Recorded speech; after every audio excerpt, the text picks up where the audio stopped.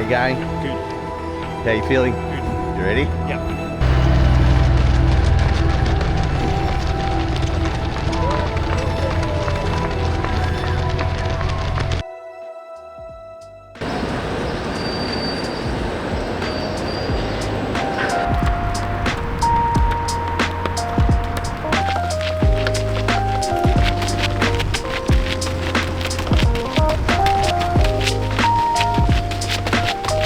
Alright, we officially made it down to Melbourne. We flew down yesterday afternoon, which was a good thing because our flight got delayed so many times. But that's fine, we're here now. Just finished up my 30-minute shakeout run, my last easy run before the race. It felt good, got some strides done after. It's always fun getting to do a lap of the tan. So much running history from Australia here. But other than that, today is going to be so much fun. We've got some awesome things to do. We've got to go over to the Expo. We actually got my number yesterday, but we're going to go have a look today. We've got to get some gels. We're going to go to Up There Athletics. Got to go to the race briefing, which is going to be a lot of fun too. That's always a treat. And then I'm not sure what else we'll do for the rest of the day, but we'll figure something else out. Right now it's breakfast time, and my eyes, it's sort of same as the ad, my eyes feel like they've swallowed a swarm of angry bees. So we have to find some Telfast because my hay fever is playing up really bad. But time for breakfast, so let's go.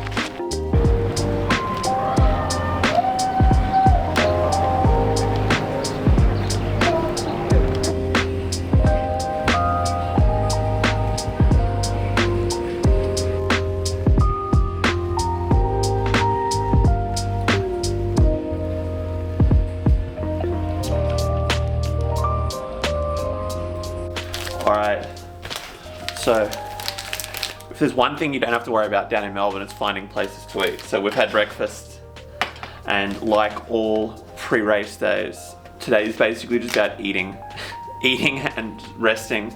So I'm making up a Maurten 320 drink to sip on throughout the rest of the day, because that's like, how much carbs is that? That's 80, I think that's, yeah, it's 83 grams of carbs or something like that in this one, or something around there. And I'm gonna make up another one because we're about to go out to the briefing and to the Expo, get lunch, all that fun stuff.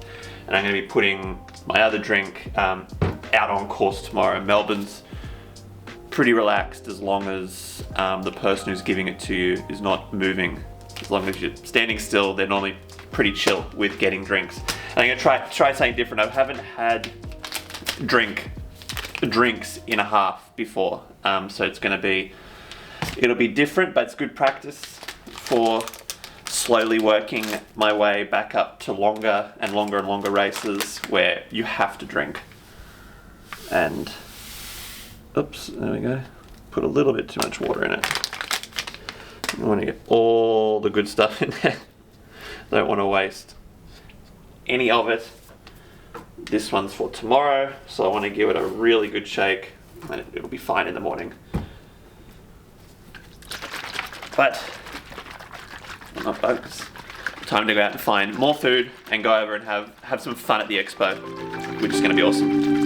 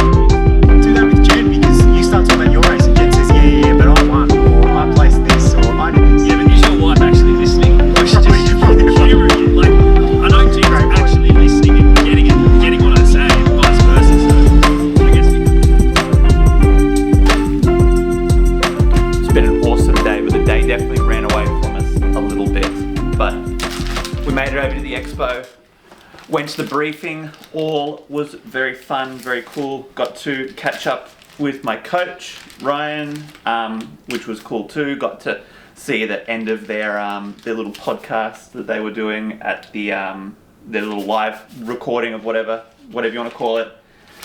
But now it's on to the important stuff. Got my nutrition for the race. Maurten are the main nutrition sponsor for Melbourne, I'm pretty sure, or at least for the gels. So I felt pretty safe waiting till get down here to buy them. And to be honest, I just forgot at home. 3 gels for tomorrow. I'm definitely going to carry one. I'll have one on the start line, and then I'll carry one of them definitely on the race. I might carry 2, but definitely one. It's going to depend on what pants I wear tomorrow, which hasn't been decided on yet. I'm going to sip on a 320 drink mix in the morning instead of water, because it's got water in it, so it's good. And my breakfast will be a 180 or 160 solid Maurten bar in the original flavour, because I'm back on the originals. I was only on the cocoa ones for a long time, but I actually think the original ones taste much better. On nutrition, my thinking behind nutrition for a half is that if you're under like 70 minutes, 75 maybe, you can probably do the whole thing without nutrition. I know at Gold Coast I had 3 mouthfuls of a Maurten Gel, which was pretty much the whole thing, and no water the whole race, and I was fine. Arguably I probably could have done with one at around that 16k. That might have helped give me a little bit of a kick to get home, but you live and learn. That's why I'm probably going to carry 2 tomorrow. Anything under that 80 minutes, I think you probably can get away with it, but let's be honest, there's not many of us that are running under 80 minutes for a half. So that is that for my plan, because I think it's more of a time-based thing than a distance. Race kit. I have 2 very full bags. One is pretty simple. A very fresh pair of Alphaflys. These Alphaflys have run exactly 4.6k. So they don't get any fresher than that while being safe to race in. Because I've put enough Ks in them just to soften them onto my feet. And obviously I'll do my full warm up in them tomorrow over at the start line. All of that sort of good stuff. And then the really fun stuff to figure out what you're going to wear. I did come down prepared for a freezing cold race. So I have everything from my arm warmers to gloves, beanie. Turns out 10 degrees in spring in Melbourne is a hell of a lot warmer than 10 degrees in winter in Melbourne. So highly likely that the race kit is going to be just the NN singlet and the NN shorts. No arm warmers. Nike don't do the Spark socks anymore, which is these ones. They do these ones, and I'm not sure what they're called. They're just their lightweight racing socks. They're actually really comfortable. I like them way more than the Spark. The heel collar is way tighter, so it actually stays up on your leg, and they match my shoes, which is, that's cool. A hat is highly likely to, because I've been training with a hat so much. It's just going to be, I think it's going to be more comfortable. Keep the sun out of my eyes, because the sun's going to be coming up when we start. And the only thing I might do differently is that I might wear my split shorts if it's quite warm, because I didn't realize when I was getting these ones, this pair don't have the liner in them, which you can go without it, but I'm so used to it, I found it quite uncomfortable when I went for an easy run with it. So you got to put on a pair of skins under. These are so light and thin, but I'll see how it goes in the morning. Race number is right here. Boom. 27.67.6. I'm not sure if that's my lucky number, but we'll find out tomorrow. I think that changes with every race, but it's going to be awesome. The black on the orange is cool. But I've got all my bases covered.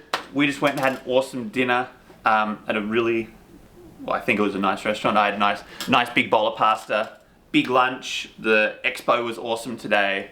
The pre-race briefing was so much fun.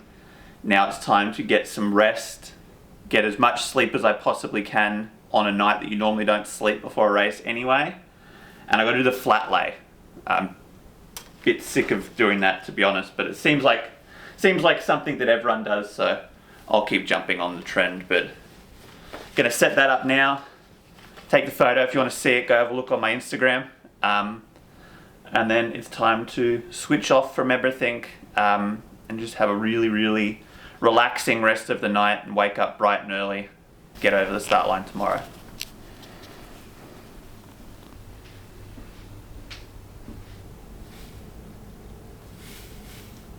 (5:20). We're on our way over. Race start is 7:30. Time for some breakfast and a bottle. Yeah.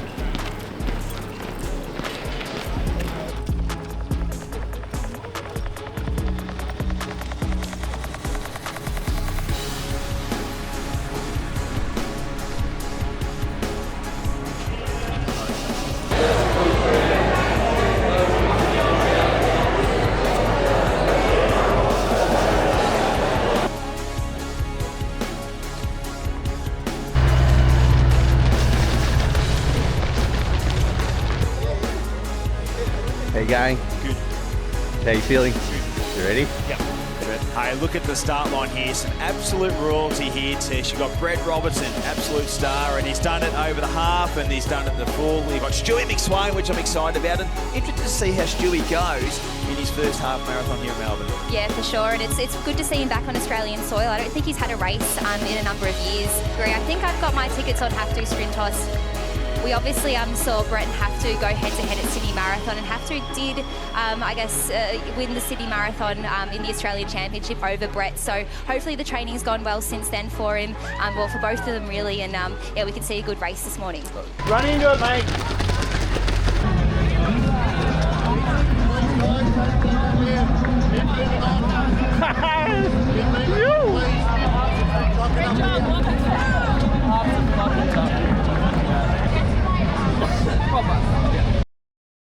All right, so that's Melbourne wrapped up for another year.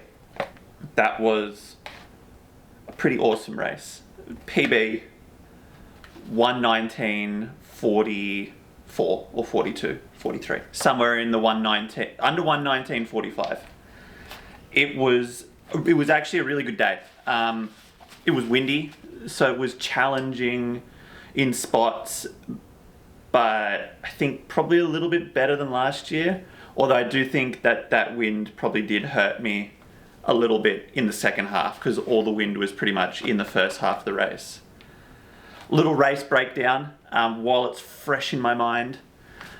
We went over at about 5:30. We started to make our way over to the start zone, got into the prep area at just before 6.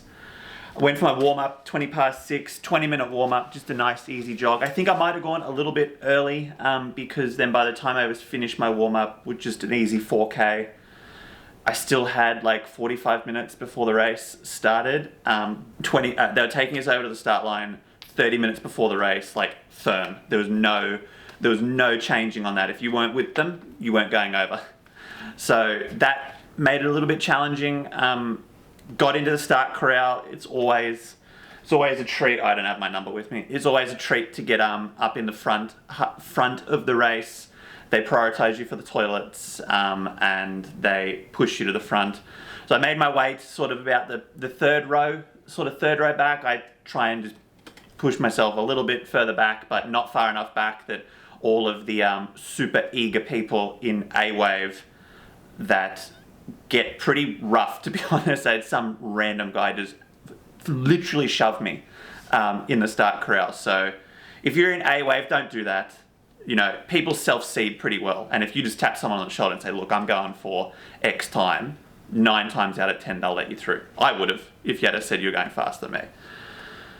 Race started, it's a bit of an uphill start. I tried to keep it nice and controlled up the hill, then you go round, you go round past Flinders Station, and then it is a straight line down to Albert Park. It's a little bit rolly.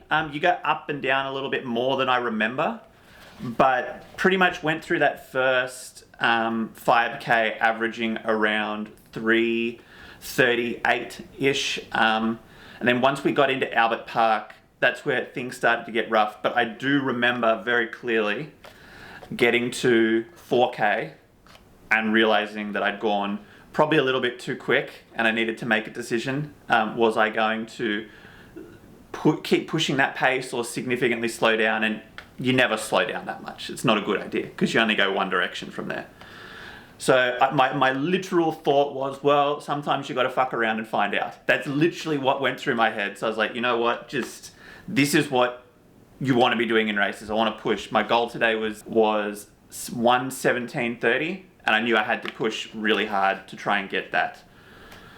Going into Albert Park, I was pretty much on my own for the rest of the race from there. You'd get sort of around 10 or 15 meters with a group, and then they'd either go past me or I'd go past them.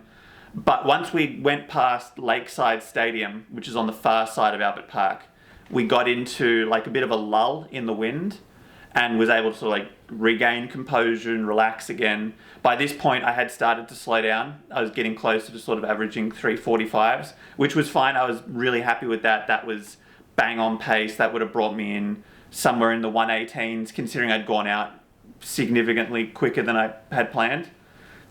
Then leaving Albert Park is where it just started to get really tough. It wasn't like last year or even at Gold Coast, like when my pace blew out, it just was gone. I was able to sort of keep clawing back the pace, and I'd look at my watch, crap, I'm going too slow, push on a little bit and get back into the low 340s. But again, it rolls back to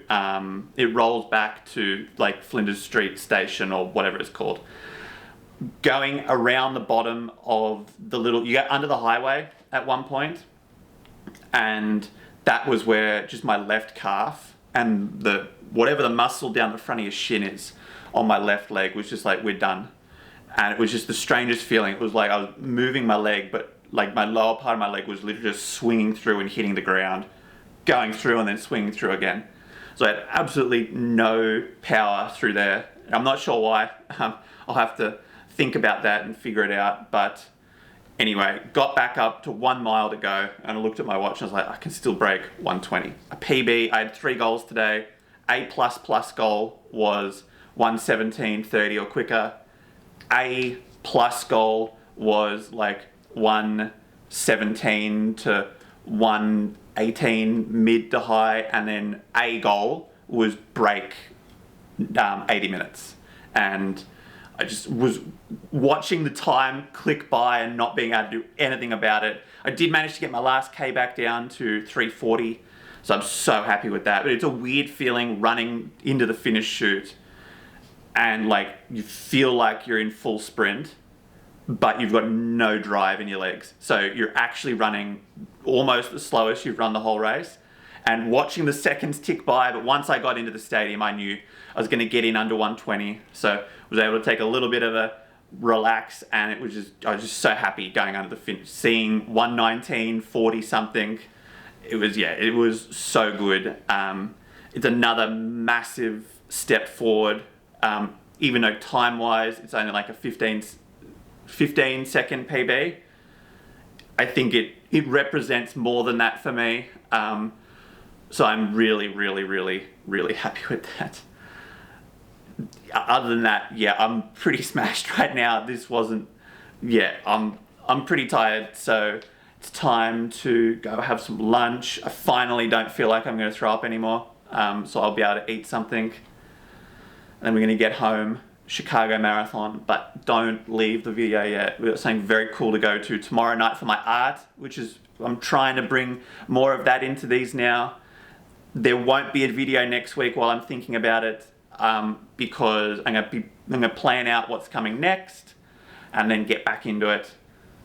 So I think right now, let's snap back to the Gold Coast, or if we do something fun before we get home. I'm not sure. So you'll either see us again here in Melbourne or back at home. So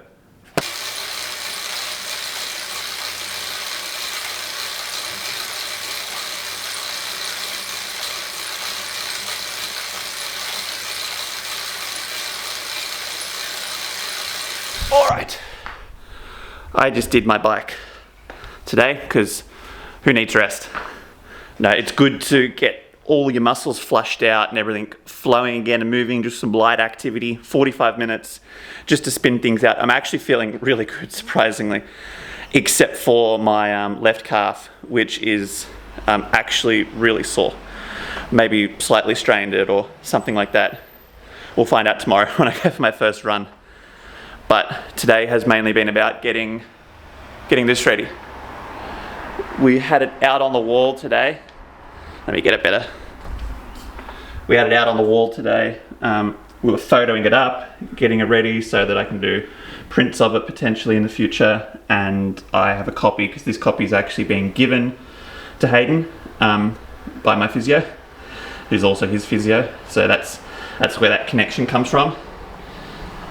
And for me, this one's really cool because this becomes the third piece that's been finished properly.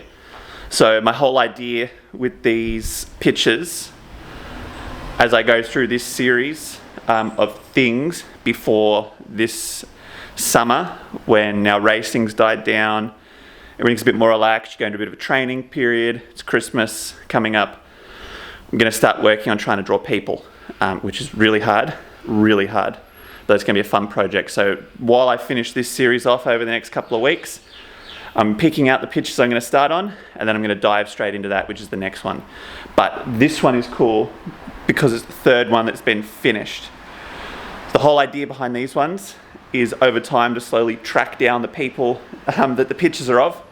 So this one's Hayden Wild. I'm getting this one signed tonight, and the signature actually is what finishes the picture.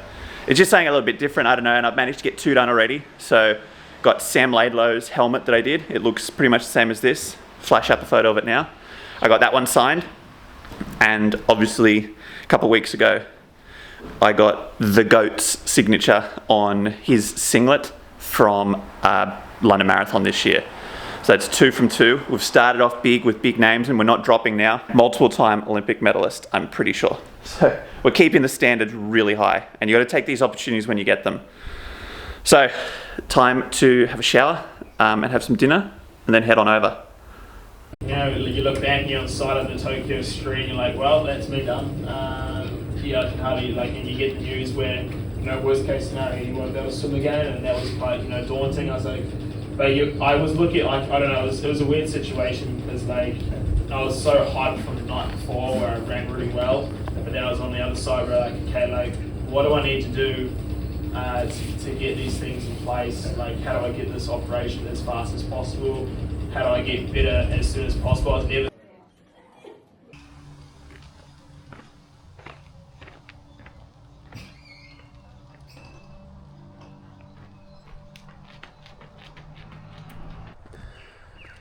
Alright, so I failed miserably last night. Well, actually it wasn't last night, it was at the beginning of the week, to get any footage at the podcast night. So if you want to go watch it, it's on YouTube at the Physical Performance Show, or on wherever you find your podcasts, the Physical Performance Show podcast. But that was so awesome. Hayden loved the piece. I got those little clips, giving it to him, and yeah, that's that. I just did my first easy run back for the summer, and that's it now. I've got no motivation today, so I'm gonna have a lazy day, and Monday it all starts again. Subscribe, like, comment. Did you do Melbourne? If you did Melbourne, how'd you go? And what's next for you? Next for me is Tarawara in February. But yeah, put down below what's your next race, and I'll see you next week or the week after. So maybe next week, maybe in 2 weeks.